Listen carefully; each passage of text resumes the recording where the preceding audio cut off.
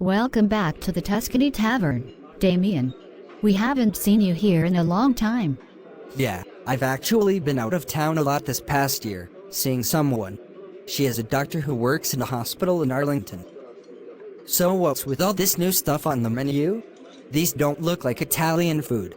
The owners, Lucy and Jessica, decided that for this week they would include food items from other countries, including China, Japan, Korea and India.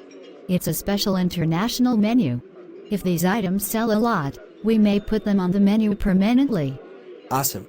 I'm of Chinese descent myself, so I will try the orange chicken delight. Oh, I spoke to Jessica and she told me she was here. May I see her for a bit while I am eating? Sure, no problem. Don't get me wrong, working as a cook at that Atlantic fishery was a good experience, but as time passed, I began to miss working here. Boston can never replace this town. I even talked James into deliberately flunking a couple of his classes so he would lose his scholarship and have a perfect excuse to return to Texas. Wow, he must be really devoted to you to do that. Does his mother know? Nope. We don't want her disappointed in James, especially now that she is a teacher herself at our former high school. Jessica, Damien is here.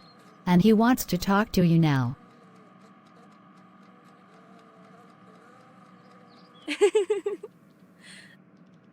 Would it shock you to know that Rebecca Wilson, formerly known as Rebecca Smith, formerly known as Rebecca Green, has already given birth to her sixth baby? Her first child with Ted Wilson? Maybe fatherhood will make a better man out of him, one can only hope. Unlikely. She had a daughter and Ted Wilson and she are already fighting about it, according to what I read on Facebook. Ted is demanding she get pregnant again to give him a son, or he will divorce her. Ah, the King Henry VIII syndrome.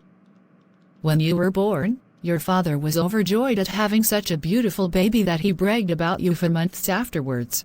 You were always his most beloved, even after James was born.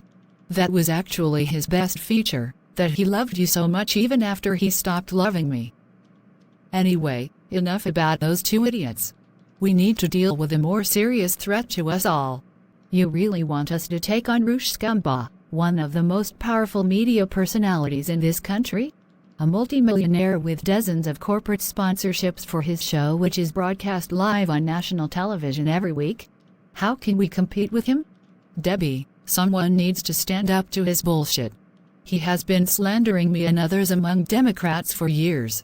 He and others like him love to lie about what the left is about, because if the truth, the whole truth or nothing but the truth was consistently told about the issues in America, the Republican Party would be completely overthrown and even the Democratic Party would have to be drastically changed.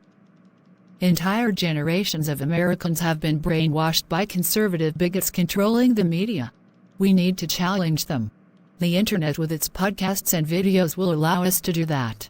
Isn't that why you and Carrie created the America for All network? Not really. We just wanted the freedom to do our own news broadcasts without having to be censored by the news-owning corporations. Debbie, I agree with your mother. I'm sure if we do some digging we can find plenty of evidence to discredit Rush Limbaugh's many lies. James actually watches his show every night. And I've begun watching it too. We really need to know what the right-wing bigots are saying so we can understand why so many Americans still blindly hate liberal or progressive politics that are meant to benefit most of us.